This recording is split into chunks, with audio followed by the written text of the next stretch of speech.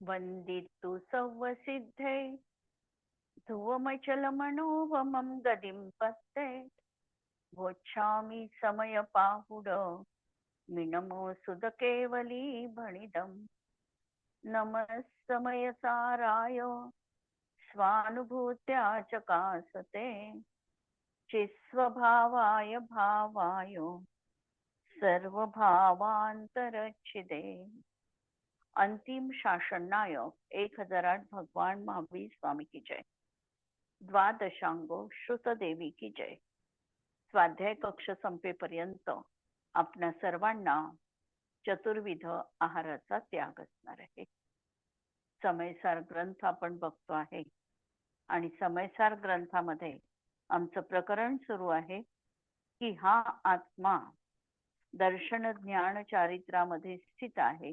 ही गोष्ट निश्चय आणि व्यवहाराच्या कथनाच्या माध्यमातून आचार्य स्पष्ट करतात की तो स्वभावानेच तशा प्रकारचा असणार आहे। व्यवहाराच्या भाषेत पराला जाणतो, पराला पाहतो, पराचा त्याग करतो, पराचं श्रद्धान करतो असं जरी कथन असलं तरी हे व्यवहार नयाचं कथन आहे। निश्चय न्यायाने तर आत्मा ज्ञायकच आहे, आत्मा दर्शकच आहे, आत्मा अपोहकच आहे, आत्मा श्रद्धान रूपच आहे। या गाथांची चर्चा आम्हाला दृष्टांताच्या माध्यमातून आणि सिद्धांताच्या माध्यमातून आचार्य सांगत आहे। दृष्टांत सर्वत्र एकच दिलेला आहे, चुनखडीचा आणि भिंतीचा।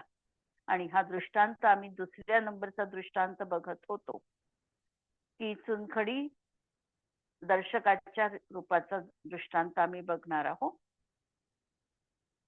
तर आता दृष्टांत सांगतात की त्याचप्रमाणे या विश्वामध्ये हे चेतयिता दर्शक द्रव्य आहे।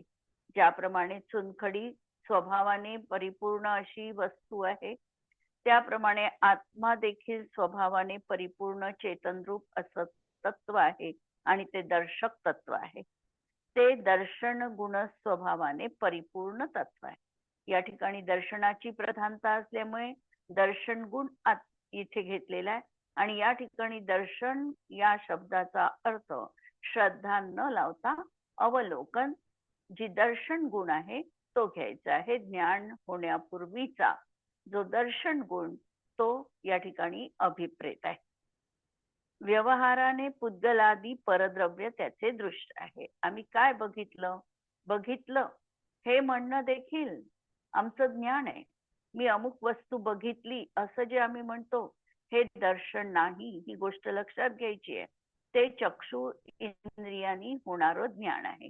तर त्या ज्ञानाच्या पूर्वी होणारा जो सामान्य प्रतिभास म्हणजे चक्षु इंद्रियांनी होणाऱ्या ज्ञानापूर्वीचा सामान्य प्रतिभास म्हणजे दर्शन आहे।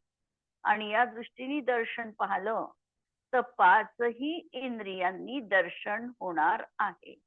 दर्शन या शब्दाचा इथे अर्थ लक्षात घ्या, स्पष्ट रीतीने बघा की स्पर्शनेंद्रियांनी एखाद्या वस्तूचं आम्हाला ज्ञान होतं की वस्तू थंड आहे, गरम आहे, कशी आहे ही समजते, कठोर आहे, मृदू आहे हे समजतं। तर हे समजण्यापूर्वी त्याच्याही आधी हे समजण्याचं हे ज्ञान झालं, त्याच्याही आधी पहिल्यांदा तर अवग्रह आहे, इहा आहे, अवायपर्यंत आम्ही निर्णयापर्यंत येतो की ही वस्तू थंड आहे। धारणा तर कालांतराने होईल, पण 3 स्टेप्स आम्हाला नक्की कळतातच, इहा, अवग्रह, इहा आणि अवाय। पण त्या अवग्रहाच्या आधी सुद्धा जी प्रक्रिया असणार आहे ती आहे दर्शन शब्दाची प्रक्रिया। म्हणून या ठिकाणी दर्शन या शब्दाचा अर्थ तो लावायचा। म्हणून स्पर्शनेंद्रियांनीही दर्शन होतं, रसनेंद्रियांनी पण दर्शन होतं, घ्राणेंद्रियांनी, चक्षुरेंद्रियांनी, कर्णेंद्रियांनी आणि मनानी पण। पण या सगळ्यांना दर्शन म्हणत असताना 4 इंद्रिय आणि मनाच्या माध्यमातून जे दर्शन होणार आहे त्याला अचक्षु दर्शन म्हणायचं। आणि चक्षु इंद्रियाच्या ज्ञानापूर्वी होणारा जो सामान्य प्रतिभास त्याला चक्षु दर्शन म्हणायचं। बाकीच्यांना अचक्षु म्हणायचं आणि याला चक्षु दर्शन म्हणायचं। तर अशा तऱ्हेने हा चेतयिता हे दर्शक द्रव्य आहे. ते दर्शन गुण स्वभावाने परिपूर्ण द्रव्य आहे. व्यवहाराने पुद्गलादी परद्रव्य त्याचे दृश्य आहे. म्हणजे व्यवहारामध्ये आम्ही म्हणतो की पुद्गलादी परपदार्थाचं त्याला अवलोकन झालं, त्याला दर्शन झालं. ज्ञान होण्यापूर्वीची ही अवस्था. दर्शक चेतयिता आत्मा पुद्गलादी परद्रव्यांचा होतो की नाही. आता परद्रव्याचं जेव्हा त्याला अवलोकन झालेलं आहे, दर्शन झालेलं आहे, तेव्हा तो पुद्गलादी द्रव्याचा झाला आहे का. अशा प्रकारे तेथे दोहोंमधील तात्विक संबंधाचा विचार करतात. जर चेतयिता पुद्गलादी द्रव्य परद्रव्याचा होत असेल तर जो पदार्थ ज्याचा होतो तो तोच होतो असा तात्विक संबंध विद्यमान असताना पुद्गल द्रव्याचा होणारा चेतयिता पुद्गलच होईल. जर तो पुद्गलाचा झाला म्हटलं तर चेतयिता हा जो आत्मा आहे तो पुद्गलमय होईल. उदाहरणार्थ आत्म्याचे ज्ञान म्हणजे ज्ञान आत्माच आहे. आणि असे जर झाले तर चेतयित्याच्या स्वद्रव्याचा उच्छेद होईल. जर दुसरं रूप झालं, परद्रव्य रूप झालं, तर चेतन तत्वाचं अस्तित्व धोक्यात येईल. अन्य द्रव्य रूप संक्रमणाचा पूर्वीच निषेध केलेला आहे. आणि एक द्रव्य दुसऱ्या द्रव्य रूप होत नाही याचा पहिल्यांदाही आत्ता कलशांमध्ये आचार्यांनी निषेध केलेला आहे. त्यामुळे स्वद्रव्याचा उच्छेद होत नाही, म्हणून चेतयिता पुद्गलादी परद्रव्याचा होत नाही. जर चेतयिता पुद्गलादी परद्रव्याचा होत नाही तर कुणाचा होतो. चेतयिता आत्मा चेतयिता आत्म्याचाच होतो. कुणाचा होतो तर तो कुणाचाच नाही. तो जसा आहे त्याचाच तो होणार आहे. चेतयित्यापासून अन्य असा हा दुसरा कोणता चेतयिता की ज्याचा हा चेतयिता होतो. वास्तविक चेतयित्याचा अन्य चेतयिता नाही, परंतु ते दोन्ही भिन्न भिन्न स्वस्वामी रूप अंशच आहे. त्या ठिकाणी पर्याय अशा प्रकारे बदललेली आहे, ती लक्षात घेतली तर ते भिन्न भिन्न आहे, पण ते मात्र दुसरं द्रव्य नाही. या स्वस्वामी रूप भेद व्यवहाराचे साध्य काय. आता हा भेद व्यवहार तरी आम्ही कशासाठी करायचा तर काहीच नाही. म्हणून दर्शक हा कोणाचाच नाही, दर्शक दर्शकच आहे हा निश्चय आहे. म्हणजे ज्याप्रमाणे येथे हे सांगितले की आत्मा परद्रव्याला पाहतो किंवा श्रद्धान करतो हे व्यवहाराचं कथन आहे. तसेच आत्मा आत्म्यालाच पाहतो हेही व्यवहाराचं कथन आहे. कारण तेथेही अभिन्न वस्तूमध्ये भेद कल्पना केली आहे. स्वस्वामी रूप कथनचित भेद कल्पना आहे, म्हणून दर्शक दर्शकच आहे हा या ठिकाणी निश्चय नयाचा विषय आहे, निश्चय नयाचं कथन आहे. तिसरा मला बघायचंय आता. विश्वामध्ये चुनखडी ही पांढरेपणा स्वभावाने परिपूर्ण अशी वस्तू आहे. व्यवहाराने पांढरे करण्यायोग्य मंदिर भिंत वगैरे परद्रव्य त्या वस्तूचे श्वेत्य आहे, म्हणजे पांढऱ्या करण्यायोग्य आहे. आता येथे पांढरी करणारी चुनखडी श्वेत्यभूत भिंत वगैरे परद्रव्याची आहे की नाही, याप्रमाणे दोहोंचाही वास्तविक तत्वतः काय संबंध आहे याची मीमांसा करतात. जर ती चुनखडी भिंत वगैरे परद्रव्य रूप होत असेल तर जी वस्तू ज्याची होते ती वस्तू तीच होते या न्यायाने असा तत्वतः संबंध असताना चुनखडी भिंत वगैरेची होत असेल तर ती भिंतच बनेल.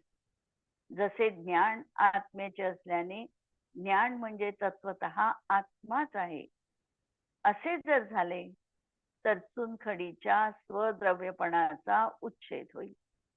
परंतु अन्य द्रव्यरूप परिवर्तनाचा पूर्वीच प्रतिषेध केला असल्याने द्रव्याचा उच्छेद तर होत नाही, म्हणून चुनखडी ही भिंतीची होत नाही. परंतु जर ती चुनखडी भिंतीची होत नाही तर ती चुनखडी होते तरी कुणाची तर चुनखडी ही चुनखडीचीच होते. मग चुनखडी ज्या चुनखडीचीच होते ती दुसरी चुनखडी आहे तरी कोण? खरोखर ती मूळ चुनखडीपासून अन्य अशी चुनखडी नाही. भिन्न भिन्न स्वस्वामी रूप अंशच आहे. तर ह्या स्वस्वामी रूप भेद व्यवहाराचे साध्य ते काय? काहीच नाही.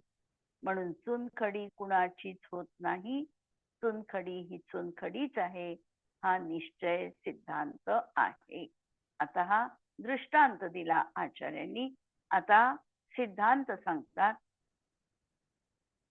की त्याचप्रमाणे या विश्वामध्ये चेतयिता अपोहक, अपोहक हा शब्द जर नवीन असेल तर अपोहक याचा अर्थ त्याग करणारा असा द्रव्य आहे. म्हणजे हा आत्मा जो आहे हा जर आम्ही स्वभाव त्याचा पाहिला तर आत्मा कोणत्याही परद्रव्याचं ग्रहण करत नाही. परद्रव्याचं ग्रहण न करणं हा त्याचा स्वभाव आहे. म्हणून या स्वभावाला म्हणायचं अपोहक स्वभाव. कोणतंही द्रव्य असेल तरीही ते परद्रव्याचा स्वभाव स्वीकारत नाही, परद्रव्याला ग्रहण करत नाही. इव्हन म्हणजे पुद्गल द्रव्य असेल तरी पुद्गल द्रव्य देखील परद्रव्याला ग्रहण करत नाही. पुद्गल द्रव्य देखील अनंत अशा पुद्गल परमाणूंच्या समूहात राहतो, पण एक पुद्गल परमाणू देखील यत्किंचित देखील परद्रव्याचं ग्रहण करत नाही. त्याची स्कंधरूप दशा होते. त्या स्कंधरूप दशेमध्ये देखील प्रत्येक परमाणू हा स्वतंत्र आहे आणि तो दुसऱ्याच्या स्वभावाचं ग्रहण करत नाही. अशा तऱ्हेने प्रत्येक द्रव्याची स्वतंत्रता अबाधित रीतीने विद्यमान आहे. आत्मा देखील एक द्रव्य आहे आणि आत्मा देखील परद्रव्याचं काहीही ग्रहण करू शकत नाही. आत्म्याचं जे ओरिजिनल आहे ते ओरिजिनल जे त्याच्या जन्मापासून मृत्यूपर्यंत नव्हे अनादी कालापासून अनंत काळापर्यंत राहणार आहे ते त्याचं नित्यत्व स्वभावत्व आहे आणि या स्वभावाचा हा जीव कधीही त्याग करत नाही. कारण त्याचा आणि त्या स्वभावाचा असा हा नित्य तादात्म्य संबंध असतो. हे एक झालं. म्हणजे स्वभावामधलं काहीही बाहेर जात नाही आणि पराच्या द्रव्यामधलं यत्किंचित देखील याच्यामध्ये मिसळू शकत नाही. अशी ही अभेद्य रेषा प्रत्येक द्रव्याभोवती विद्यमान आहे आणि यालाच म्हणायचं की हा आत्म्याचा अपोहक स्वभाव आहे.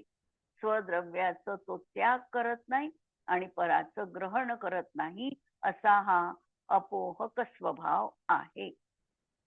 ते ज्ञानदर्शन स्वभावाने परिपूर्ण आणि ज्याचा स्वभाव परद्रव्याचे अपोहन करणे असे द्रव्य आहे. आणि हा आत्मा कसा आहे तर ज्ञान दर्शन स्वभावाने परिपूर्ण आहे आणि याचा स्वभाव कसा आहे की हा परद्रव्याचं ग्रहण करतच नाही. जरी शरीर आणि आत्मा असं मिळून असमान जातीय द्रव्य पर्याय म्हटली जाते, पण याही अवस्थेमध्ये शरीराचा एकही परमाणू जीवानी ग्रहण केला नाही किंवा जीवानी आपलं चैतन्य या शरीरामध्ये टाकलेलं नाही. इतकी याची काटेकोर अभेद्य सीमारेषा विद्यमान आहे. जन्मापासून मृत्यूपर्यंत हा परस्पर अवगाह रूपानी एक क्षेत्रावगाही रूपानी अशा तऱ्हेने राहत असला तरी देखील आपल्या अस्तित्वाचा त्यांनी कधीही त्याग केलेला नाही आणि पराचं ग्रहण केलेलं नाही. म्हणून याचा स्वभाव परद्रव्याचं अपोहन करणे असे द्रव्य आहे.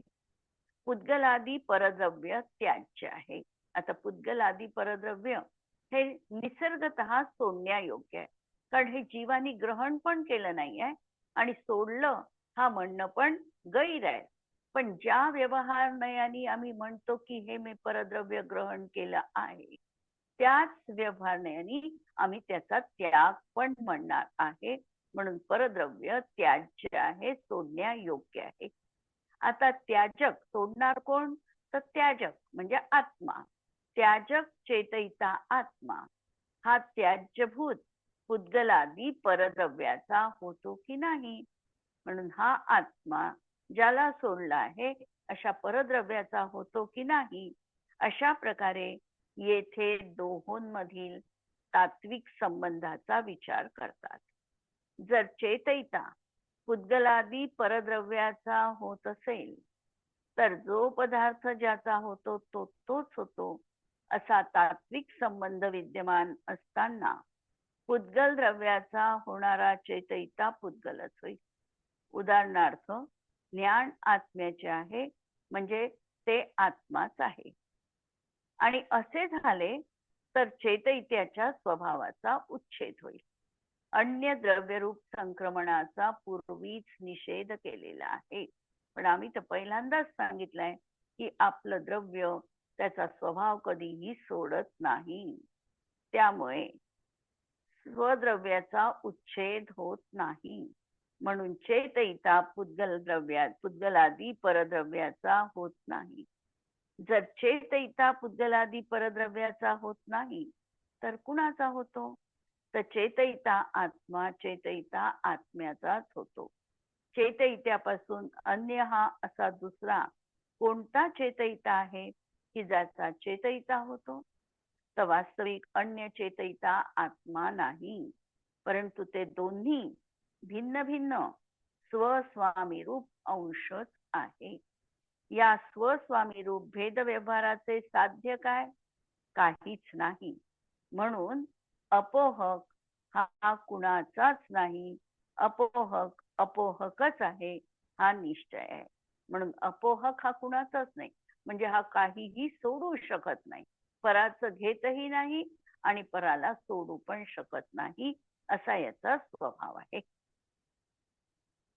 याप्रमाणे येथे हे सांगितले की आत्मा परद्रव्याला सोडतो, हे व्यवहाराचे कथन आहे. यासाठी संयम हा जो शब्द आलेला आहे की आत्मा हा संयम स्वभावी आहे, तर संयम म्हणजे या ठिकाणी परद्रव्याचा त्याग करणं. आणि म्हणून सांगायचं आहे की आत्मा हा परद्रव्याला ग्रहणच करत नाही, तर त्याला सोडण्याचा देखील प्रश्न येणार नाही. हा असा अपोहक स्वभावीच आत्मा आहे. म्हणून परद्रव्याला सोडतो की एवढ्या वस्तूंचा मी त्याग केलेला आहे, हे जे काही आहे हे सगळं व्यवहार नयाचं कथन आहे.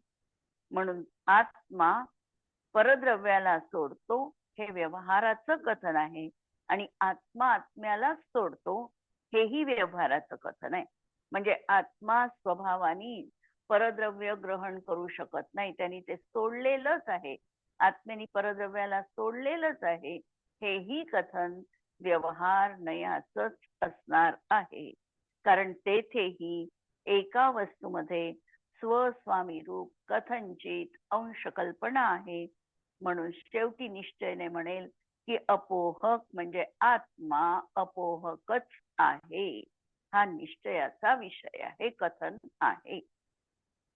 याप्रमाणे निश्चय सांगितल्यानंतर आता व्यवहाराचे कथन करतात. अर्थ टीका तर अगदी सेम आहे, 2-3 शब्द फक्त बदललेले आहे आणि त्या शब्दांना आपल्याला समजायचं आहे. ज्ञान स्वभाव समजलेला आहे आपल्याला, दर्शन स्वभाव समजलेला आहे आणि त्याग करण्याचा म्हणजे संयम जे शब्द आलेला आहे, संयमाचा अर्थ आम्हाला लक्षात आलेला आहे. आता व्यवहाराचे कथन करतात. ज्याप्रमाणे स्वयं पांढरेपणा स्वभावाने परिपूर्ण अशी तीच चुनखडी स्वयं भिंत वगैरे परद्रव्याच्या स्वभावाने परिणमन करत नाही. भिंत वगैरे परद्रव्याला आपल्या स्वभावाने परिणमितही नाही. भिंत वगैरे परनिमित्तक म्हणजे परद्रव्य निमित्तभूत असताना होणारी आपल्या श्वेत्य गुणस्वभावाच्या परिणाम रूप मात्र उत्पन्न होते, अशी ही चुनखडीच्या निमित्ताने होणाऱ्या आपल्याच स्वभावाच्या परिणाम रूपाने उत्पन्न होणाऱ्या भिंत वगैरे परद्रव्यास आपल्या स्वभावाने पांढरी बनविते, असा व्यवहार मात्र करण्यात येतो. व्यवहाराचं कथन कसं आहे? 2 द्रव्य या ठिकाणी घेतलेले आहे भिंत एक द्रव्य आहे आणि दुसरा चुनखडी द्रव्य आहे. चुनखडी आपल्या स्वभावाने परिपूर्ण आहे आणि भिंत देखील आपल्या स्वभावाने परिणमन करत आहे. आणि चुनखडी परद्रव्य रूप होत नाही, भिंत देखील आपल्या स्वभावाला सोडत नाही. असं असताना त्या चुनखडीच्या निमित्ताने की तिच्यामध्ये दुसऱ्याला पांढरे बनविण्याची शक्ती आहे, या रूपाने तिने भिंतीला आपल्या स्वभावाने पांढरेपणा बनविलेला आहे. असा त्या ठिकाणी निमित्त नैमित्तिक व्यवहार मात्र फक्त होणार आहे. तद्वत ज्ञान गुणाने परिपूर्ण चेतयिता स्वयं पुद्गलादी परद्रव्याच्या स्वभावाने परिणमित करत नाही. ज्ञेय अलग आहे, ज्ञेयाचं परिणमन अलग सुरू आहे, ज्ञानाचं परिणमन अलग सुरू आहे. ज्ञानाचं ज्ञान रूपाणी परिणमन आहे, ज्ञेयाचं ज्ञेय रूपाणी परिणमन आहे. ज्ञेयभूत पुद्गलादी परद्रव्यास आपल्या चेतन स्वभाव रूपाने परिणमित नाही. हा जो ज्ञान गुण आहे हा ज्ञेयाला ज्ञान रूप परिणमवू शकत नाही. मात्र ज्ञेयभूत पुद्गलादी परद्रव्याच्या निमित्त मात्राने, शब्द ठेवलेला आहे निमित्त मात्राने, की ज्ञेयभूत पुद्गलादी परद्रव्य त्या ठिकाणी निमित्त बनलेला आहे आणि आपल्याच ज्ञान गुणाने परिपूर्ण स्वभावाच्या परिणाम रूपाने उत्पन्न होतो. म्हणून हा जीव आपल्याच ज्ञान स्वभावाने परज्ञेयाला पुद्गलादी निमित्त मात्र करून आपल्या स्वभावाने ज्ञान रूपाने परिणमित होतो. असा हा चेतयिता जीव जीवाच्या निमित्ताने होणाऱ्या आपल्याच प्रमेयत्वरूप स्वभावाच्या पर्याय रूपाने उत्पन्न होणाऱ्या पुद्गलादी परद्रव्यास आपल्या स्वभावाने जाणतो असा व्यवहार करण्यात येतो. निमित्त नैमित्तिकपणा इतक्या योग्य शब्दामध्ये आचार्यांनी दाखवलेला आहे. लक्षात घ्या विवक्षा की ज्ञान आणि ज्ञेय या दोन द्रव्य तिथे विद्यमान आहे. ज्ञानाचं ज्ञान रूपाणी परिणमन सुरू आहे, ज्ञेयाचं आपल्या ज्ञेय रूपाणी परिणमन सुरू आहे. ज्ञान ज्ञेयामध्ये जाऊ शकत नाही, ज्ञेय ज्ञानामध्ये परिणमन प्रवेश करू शकत नाही. दोहोंचीही अशी अकाट्य मर्यादा असताना ज्ञानाचा जो स्वपराला जाणण्याचा स्वभाव आहे, या स्वभावाच्या माध्यमातून तो समोरच्या ज्ञेयाला निमित्त मात्र करून आपल्याच ज्ञान गुणांनी तो वस्तूला जाणतोय. आणि वस्तूला जाणत असताना ही जी ज्ञेयाची पर्याय आहे ही प्रमेयत्व नावाच्या स्वभावाने विद्यमान आहे. त्याच्यामध्ये देखील ज्ञानाचा विषय बनणं अशा प्रकारची शक्ती आहे. म्हणजे ती देखील ती ज्ञेय वस्तू देखील ज्ञानाचं निमित्त कारण बनू शकते, अशी तिच्यामध्ये जाणले जाणेपणारूप शक्ती आहे, ज्याला म्हणायचं प्रमेयत्व शक्ती. आणि त्यामुळे ते ज्ञेय ज्ञानामध्ये त्या ठिकाणी दोन वस्तूंच्या एकत्री म्हणजे एक रूपतेला प्राप्त होऊन, म्हणजे ज्ञानाने ज्ञेयाला जाणलं अशा प्रकारचा त्या ठिकाणी निमित्त नैमित्तिकपणाचा उपचार करून व्यवहार कथन होणार आहे. मला वाटते ही गोष्ट लक्षात आली असावी. तसेच ज्याप्रमाणे स्वयं पांढरेपणा स्वभावाने परिपूर्ण अशी ती चुनखडी स्वतः शैत्यभूत भिंत वगैरे परद्रव्याच्या स्वभावाने परिणमन करत नाही. चुनखडीचा स्वभाव आहे पांढरेपणा, दुसऱ्याला पांढरं करण्याची म्हणजे भिंतीला पांढरं करण्याची तिच्यामध्ये शक्ती आहे. आणि ती चुनखडी अशा प्रकारे भिंतरूप परिणमित नाही, परद्रव्याच्या स्वभावाने ती परिणमू शकत नाही. हे आधी सिद्ध केलं. भिंत वगैरे परद्रव्यास आपल्या स्वभावाने परिणमवितही नाही. म्हणजे ती चुनखडी भिंतला पांढरं करू शकत नाही, आपल्या स्वभावरूप परिणमवू शकत नाही. मात्र भिंत वगैरे परद्रव्याच्या निमित्ताने होणाऱ्या आपल्या श्वेतगुण स्वभावाच्या पर्याय रूपाने ती उत्पन्न होते. तिच्यामध्ये परद्रव्याचं निमित्त कारण भिंत आहे आणि स्वतःच्या श्वेतगुण म्हणजे पांढरेपणा करण्यायोग्य गुण तिच्यामध्ये विद्यमान आहे आणि ती आपल्या स्वभावाने चुनखडी तिथे विद्यमान आहे. अशी ती चुनखडी निमित्त असताना आपल्या स्वभावाच्या पर्याय रूपाने उत्पन्न होणाऱ्या भिंत वगैरे परद्रव्यास आपल्या स्वभावाने पांढरे करते. आणि म्हणून दोहोंचाही समकाल आहे, दोहोंचीही काल प्रत्यासत्ती आहे. भिंत तिथे आहे, चुनखडी पण आहे आणि चुनखडी मध्ये पांढरे करण्याची शक्ती आहे, भिंतीमध्ये पांढरे बनण्याची शक्ती आहे. अशा दोन्हीमुळे त्या ठिकाणी चुनखडीनी भिंत पांढरी केली. अशा प्रकारचा व्यवहार करण्यात येतो. त्याप्रमाणे दर्शन गुण स्वभावाने परिपूर्ण असा चेतयिता देखील दृश्य किंवा श्रद्धेयभूत दोन्ही या ठिकाणी घेतलाय. श्रद्धा ही गुण घेतला आहे आणि दर्शन गुण देखील घेतलेला आहे. पुद्गलादी परद्रव्य रूपाने परिणमन करत नाही. पुद्गलादी परद्रव्यास आपल्या दर्शन स्वभावाने परिणमवितही नाही.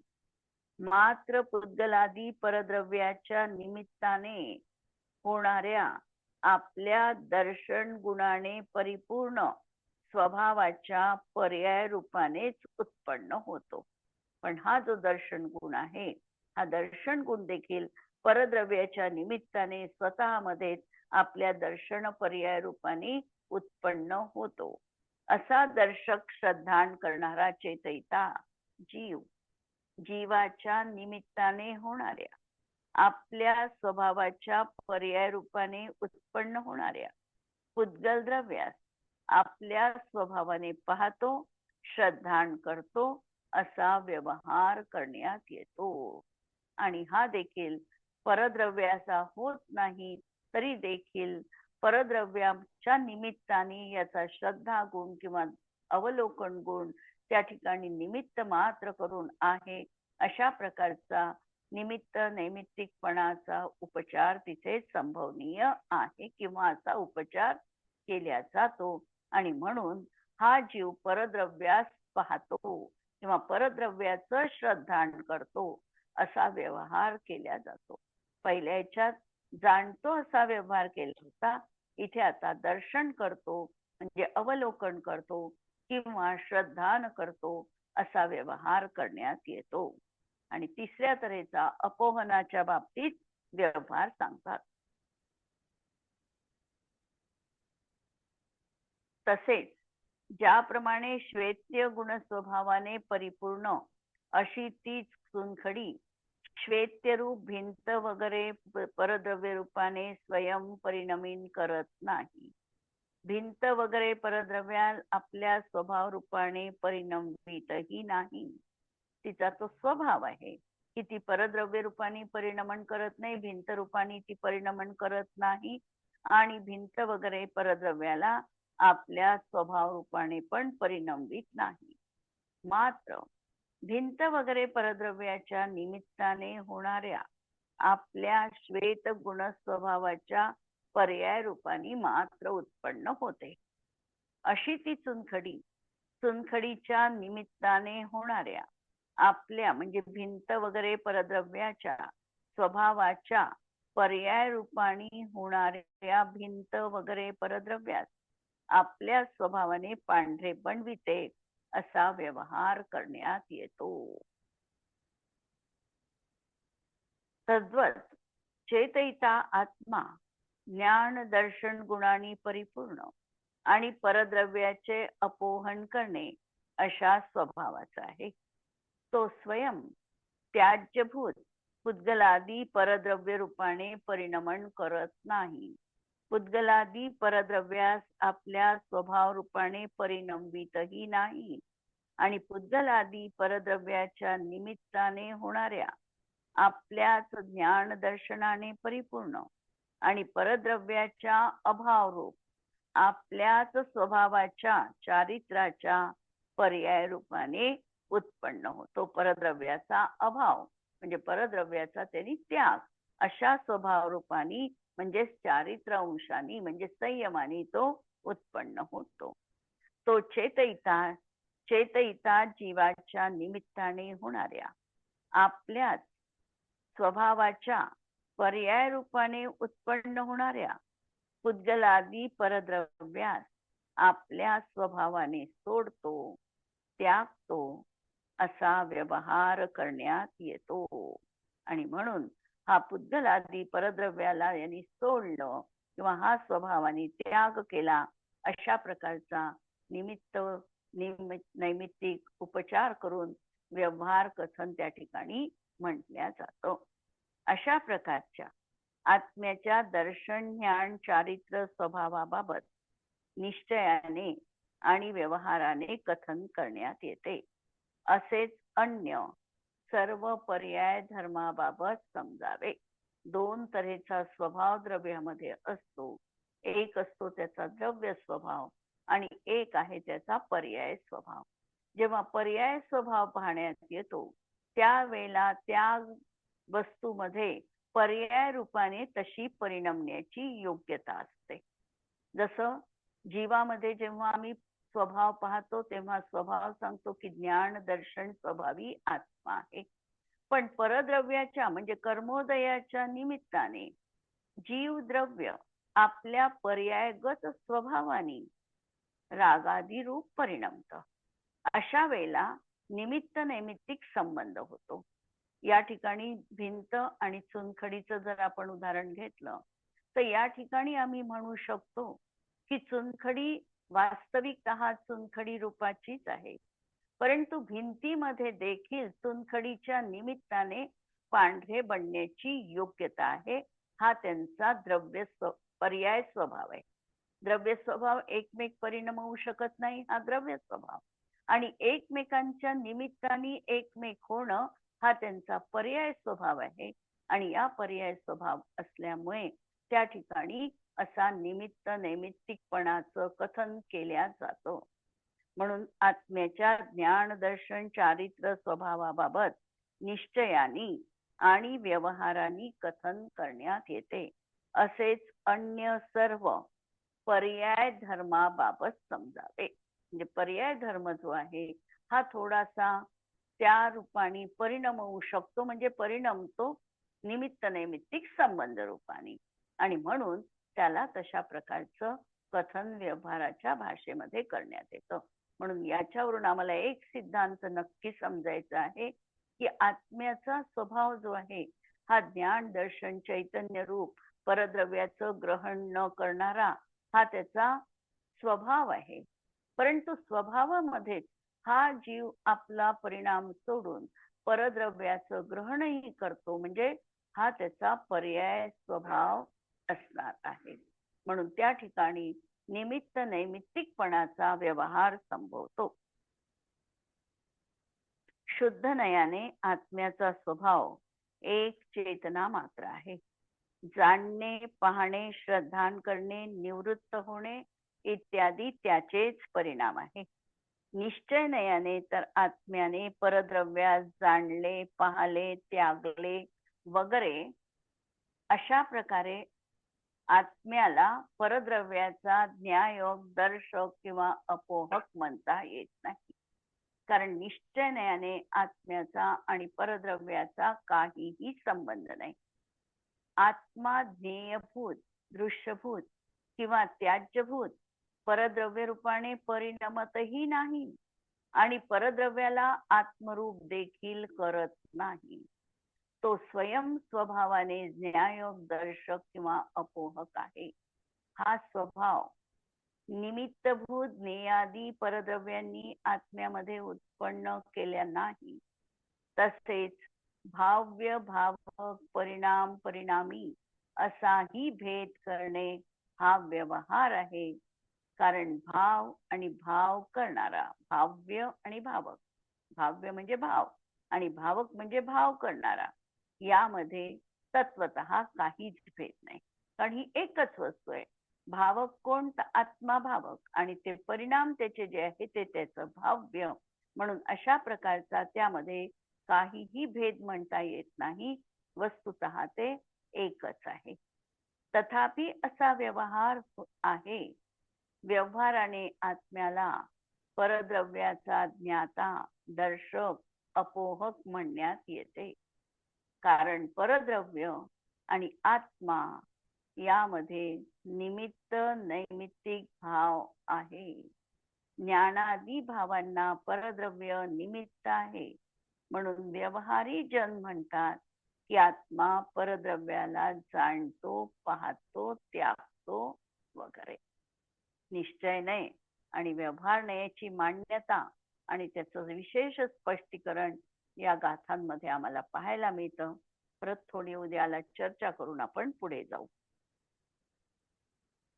जिनवाणी के ज्ञान ते तुझे लोकालो, सो जिनवाणी मस्तक नमून सदा देतो भो. नमो अरिहंताणम, नमो सिद्धाणम, नमो आयर्याणम, नमो वच्छायाणम, नमो लोये सव्वसाहुणम. सर्वांना जय जिनेंद्र.